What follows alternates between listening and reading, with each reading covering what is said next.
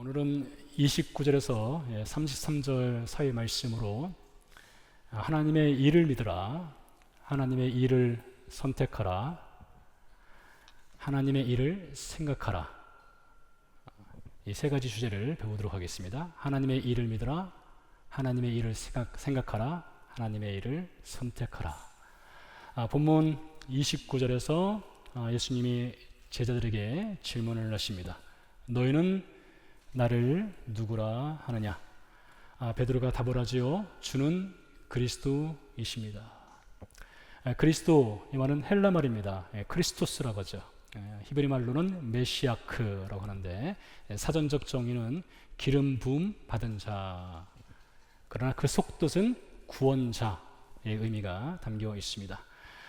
성경에는 왕, 제사장, 선지자, 이 세 직분자는 위임식을 할 때에 기름 부음을 받습니다. 기름 부음을 받은 왕은 적의 침입으로부터 자기 백성을 보호하고 구원할 역할, 책임을 진 사람입니다.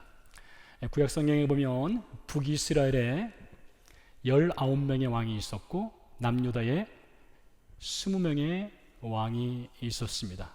어떤 왕들은 적의 침입으로부터 자기 백성을 구원하기도 하고 보호하기도 하고, 어떤 왕들은 실패하기도 하였습니다. 하지만 그 어떤 왕들도 백성을 살리기 위해 자기 생명을 바친 왕은 없었습니다. 기름 부음 받은 제사장은 죄로부터 백성을 구원하는 구원자 역할을 하도록 부르심을 받았습니다. 그들은 많은 짐승을 죽였습니다. 많은 피를 쏟아 부었습니다. 하지만 그 어떤 제사장도 자신의 생명으로 죄인을 대신할, 죄로부터 구원할 자격은 없습니다. 구약 성경에는 대략 63명 정도의 선지자가 활동을 하였습니다. 어떤 선자들은 하나님의 말씀을 잘 전했습니다. 그래서 백성들을 죄로부터 돌이키는 역할을 하지요. 반면 어떤 선자들은 실패하기도 하였습니다. 실패했던, 성공하였던 그 누구도 죄인을 대신해서 죽을 자격이 있는 선지자는 단 한 사람도 없었습니다. 자, 구약 성경은 말라기를 끝으로 끝납니다. 그 뒤로 하나님께서는 400년 동안 침묵의 시간을 갖습니다. 하나님이 더 이상 선자를 보내지 않습니다. 이스라엘의 왕이 없었습니다.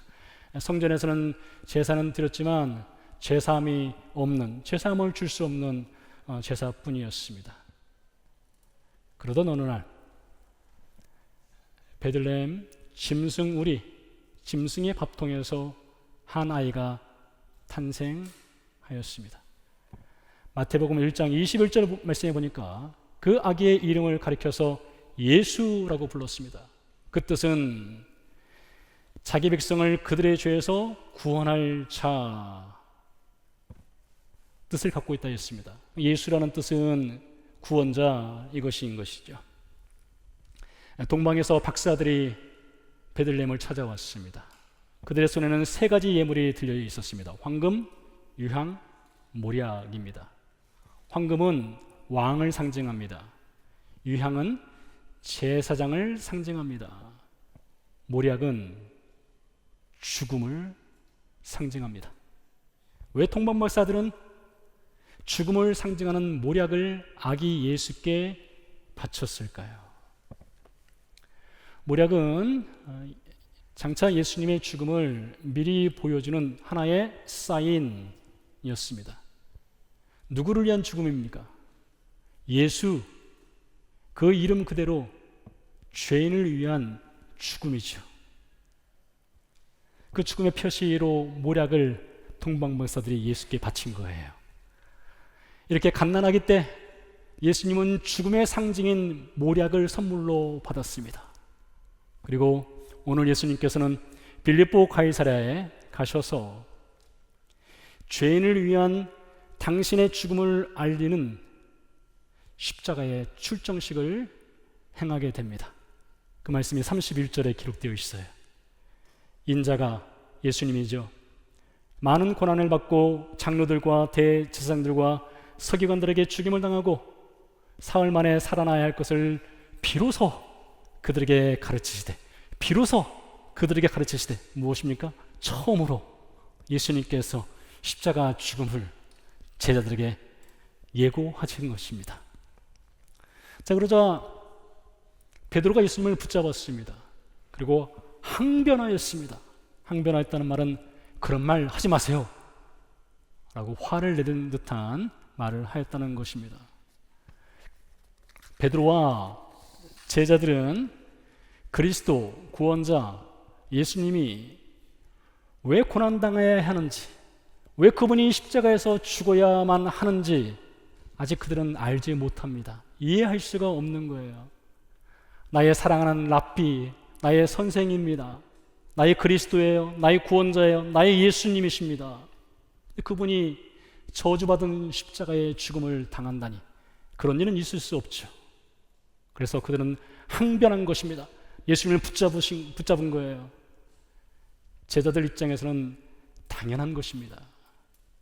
그런데요, 그 자리엔 베드로의 항변을 교묘하게 이용하여 예수님의 십자가의 길을 막아서려는 어떤 영적인 존재가 있었습니다. 33절을 보도록 하지요. 예수께서 돌이키사 제자들을 보시며 베드로를 꾸짖어 이르시되 사탄아 내 뒤로 물러가라. 네가 하나님의 일을 생각하지 아니하고 도리어 사람의 일을 생각하는도다 하시고, 예수님이 몸을 돌이키셨습니다. 제자들을 바라보셨어요. 그 자리엔 12명의 제자가 있었습니다. 그런데요, 제자들 뒤에 소름 돋는 듯한 숨어있는 존재가 또 있었습니다.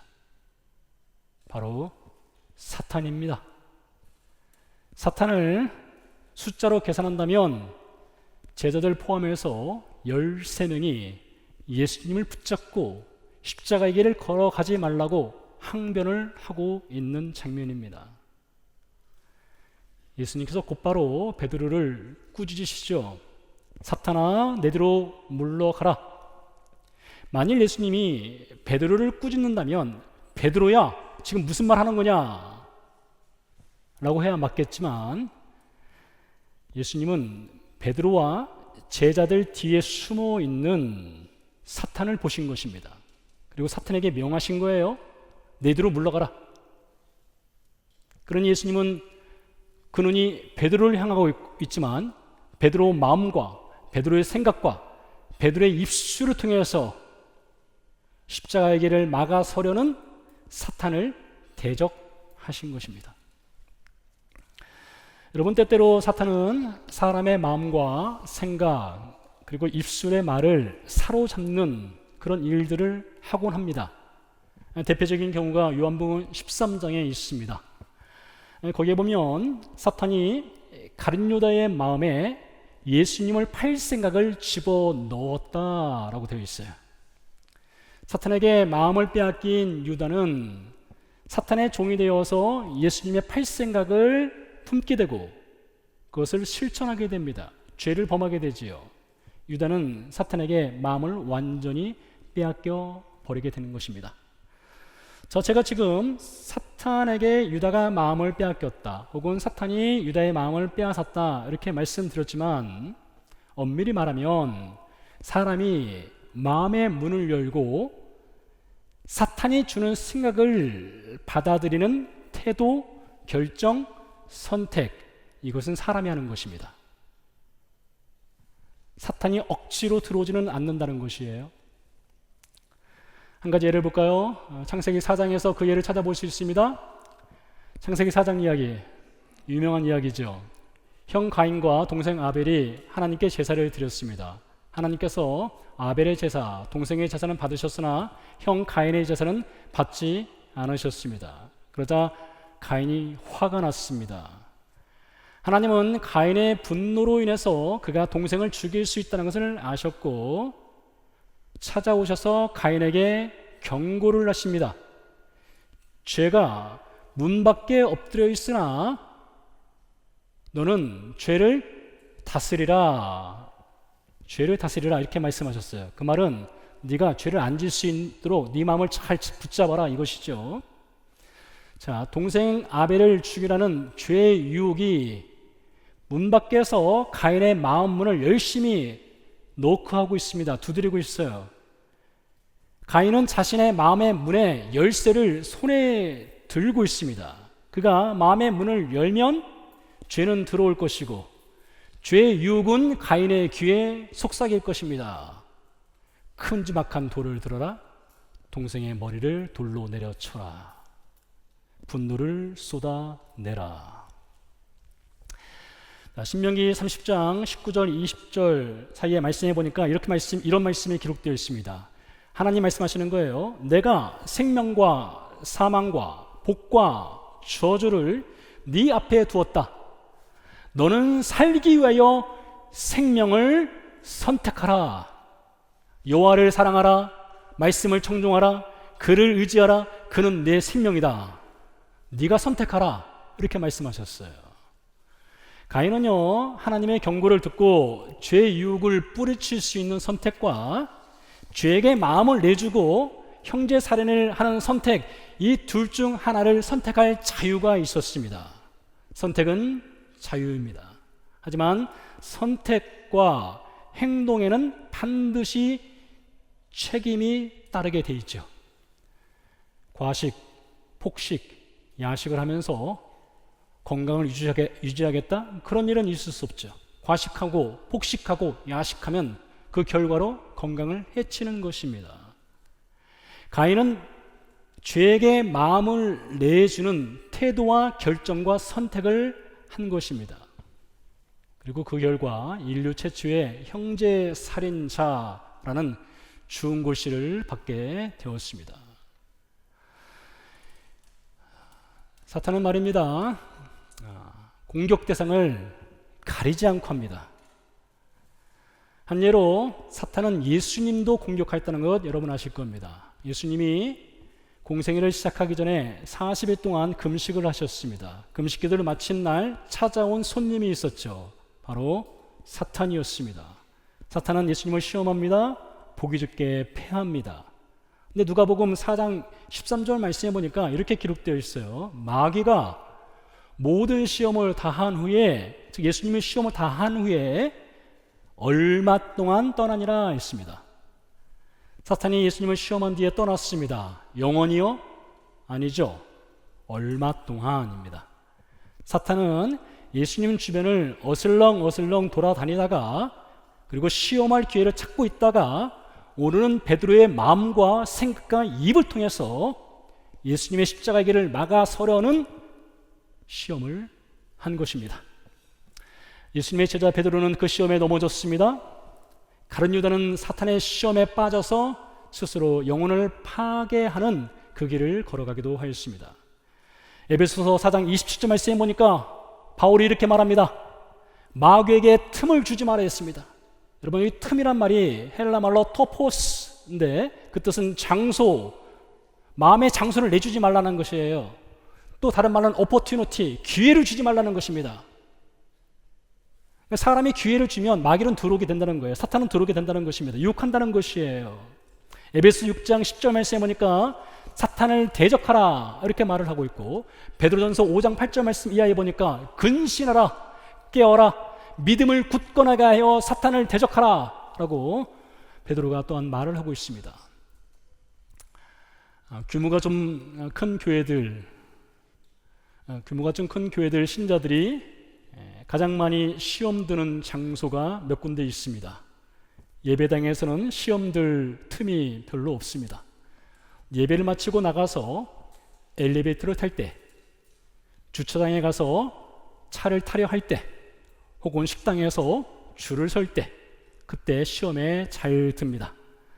사탄은 늘 그 자리에 웅크리고 앉아 있습니다. 그리고 자신의 VIP 명단을 바라보고 있어요. 오늘 왔나 안 왔나? 저기 오는구나. 성질 부리게 만들어야지. 성질 부려라, 성질 부려라, 성질 부려라 하면서 군부를 뗍니다. 그러면 그곳에 넘어가서 군부를 뗀 그 성질을 부리게 되지요. 그런 일들이 있습니다. 저는 신학교에 들어가기 전에 1년 동안 기도원서 생활을 했습니다. 기도는 365일 늘 예배가 있는 현장입니다. 아침, 오후, 저녁 예배가 있습니다. 은혜 받기 딱 좋은 환경이지요. 주말이 되면 집으로 돌아갔다가 주중에 다시 올라오는 그런 생활을 했습니다. 주말이 되어 집으로 돌아가면 부모님이 자주 싸우셨습니다. 그러면 저도 같이 싸웁니다. 다시 기도원에 올라가서 회개하고 싸우지 않게 달라고 기도합니다. 그리고 주말에 내려가서 또 싸웁니다. 다시 올라가서 기도하고 내려가서 싸우고. 지겹지도 않습니다. 그러다가 이래서는 안 되겠다 싶어서 참을 수 있도록, 부모님 더 이상 싸우지 않도록 기도를 해야겠다 해서 기도를 했습니다. 나중엔 정말로 더 이상 싸우지 않게 되었습니다. 어떻게 그렇게 되었을까요? 기도 많이 해서요? 금식해서요? 산기도해서요? 처음엔 그렇게 하면은 부모님이 싸우지 않고 그렇게 될 줄 알았습니다. 나중에 보니까 뭔가 문제가 있었습니다. 기도에 문제가 있었어요. 진짜 문제는 부모님이 싸우는 것이 아니라 그 상황을 대하는 저의 태도, 저의 마음, 저의 결정, 저의 선택에 문제가 있었던 것입니다.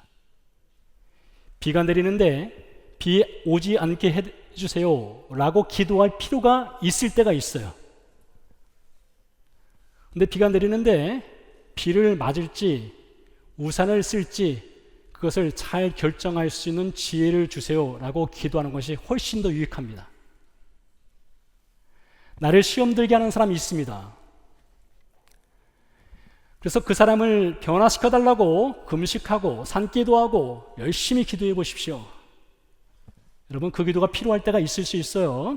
하지만 그 사람을 대하는 나의 태도, 나의 마음, 나의 결정, 나의 선택을 변화시켜 달라는 기도는 100배 이상 해야 되는 것입니다.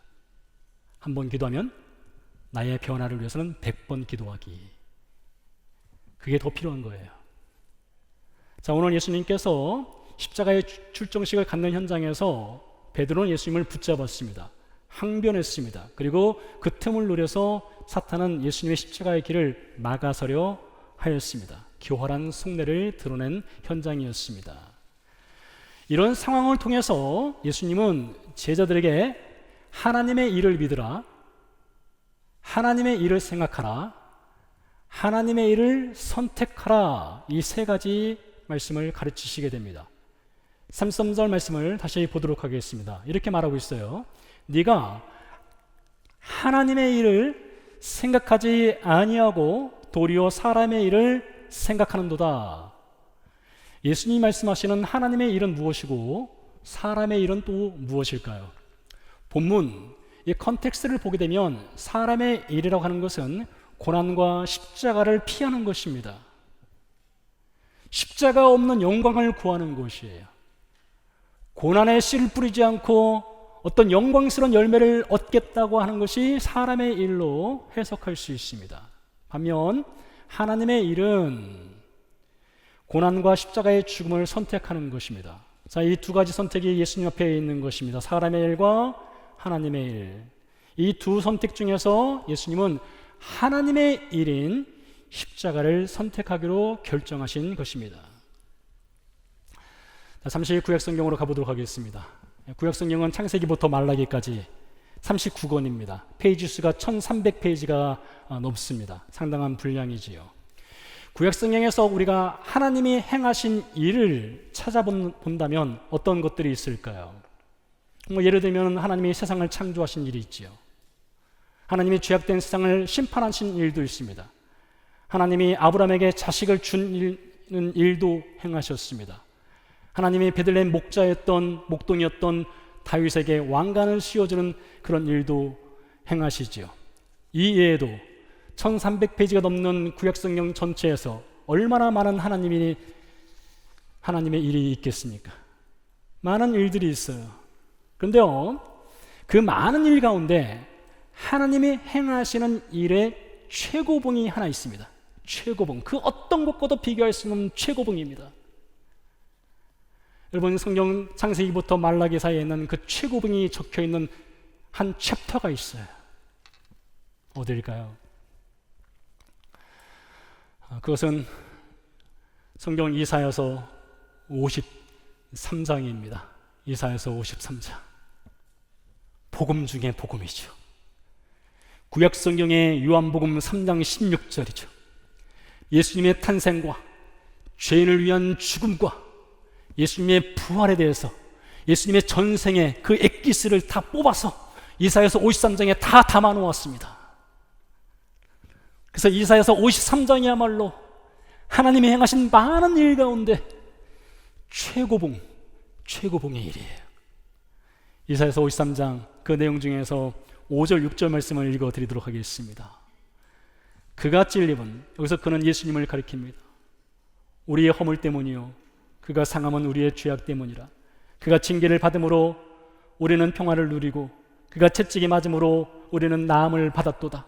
우리는 다 양 같아서 그릇 행하여 각기 제 길로 갔거늘 여호와께서는 우리 모두의 죄악을 그에게, 즉 예수님께 담당시키셨도다.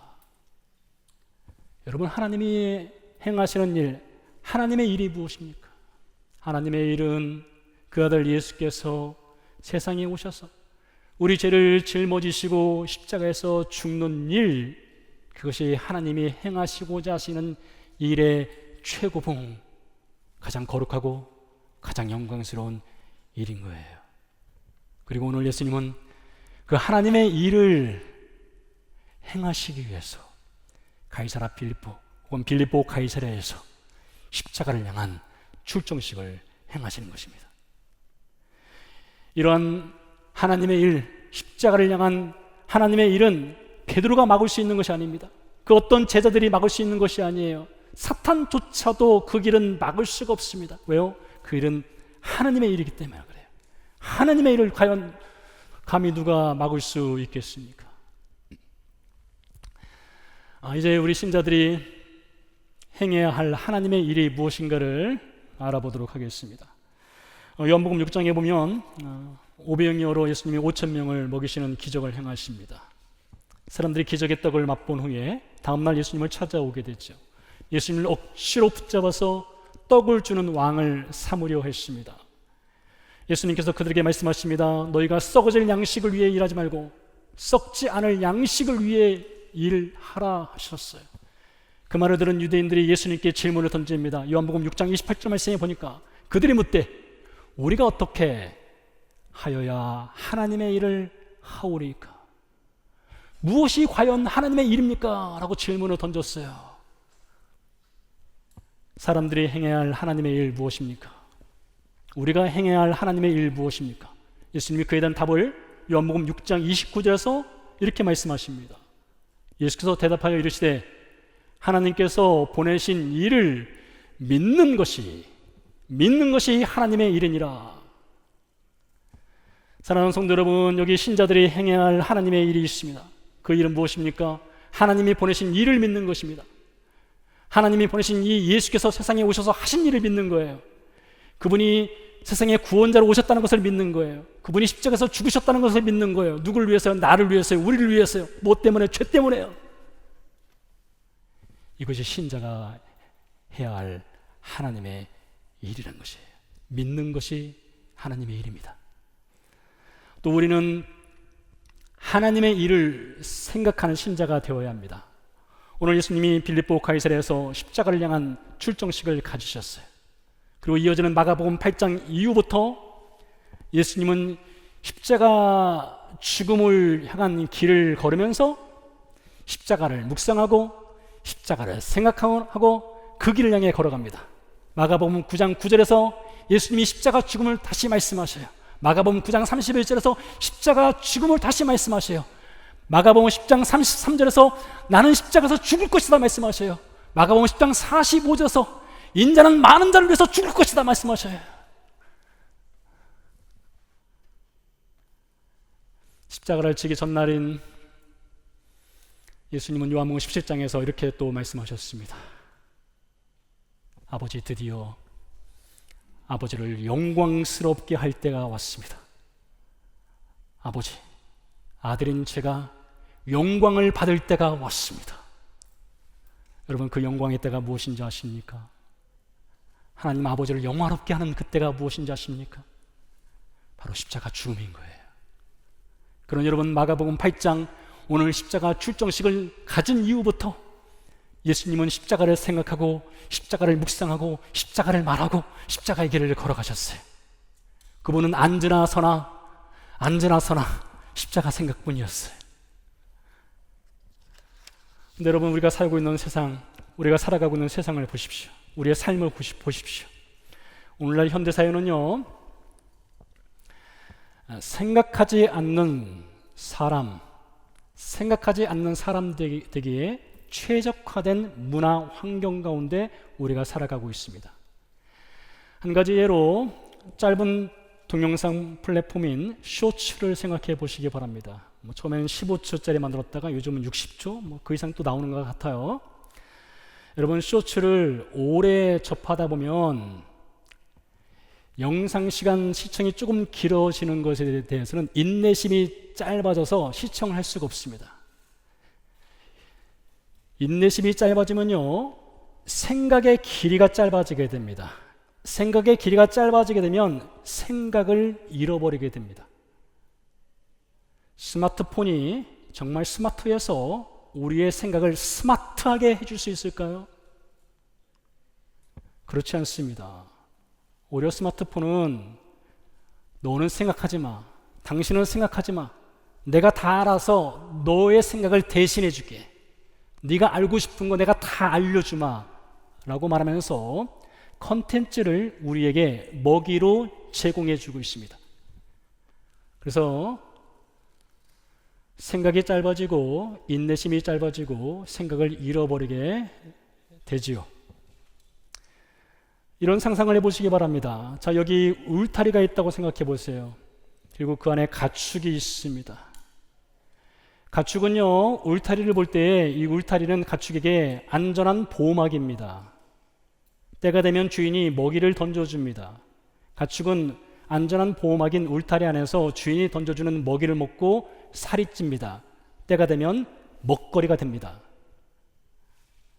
근데 같은 울타리에 노예가 있다고 생각해 보시기 바랍니다. 노예에게 생각이 있다면 울타리는 보호막이 아니라 감옥이죠. 감옥인 거예요. 노예가 생각이 있다면 울타리 너머로 탈출하고 싶다는 욕구가 자연스럽게 생기게 될 것입니다. 반대로 노예가 생각을 잃어버리게 되면 가축이 되어버립니다. 그런 의미에서 생각을 잃게 하는 소비, 이것은 우리를 가축화시킨다라고 볼 수 있는 것입니다. 오늘 예수님 말씀하셔요. 너희가 하나님의 일을 생각하지 않는구나. 우리는 다음 시간에 이 말씀의 의미를 좀 더 깊이 있게 살펴볼 것입니다. 그러나 오늘 여러분 기억하십시오.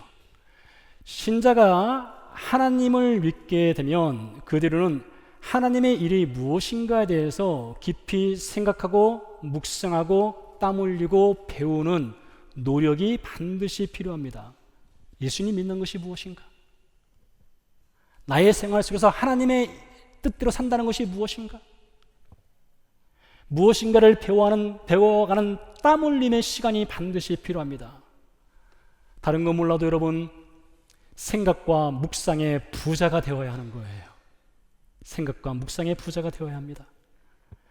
신자가 하나님의 일을 생각하게 되면 하나님의 일을 선택할 수 있게 됩니다. 자, 베드로는 사랑하는 랍비, 사랑하는 구원자, 자신의 선생인 예수님이 죽는 것을 원하지 않았습니다. 그래서 예수님이 걸어가고자 하는 십자가 앞에서 그 발걸음을 멈추도록 붙잡고 항변하였습니다. 그러나 하나님의 일인 십자가의 길을 선택하고 그 길을 걸어가는 예수님과 동행하면서 그도 하나님의 일을 선택하는 신자로 조금씩 자라가게 됩니다.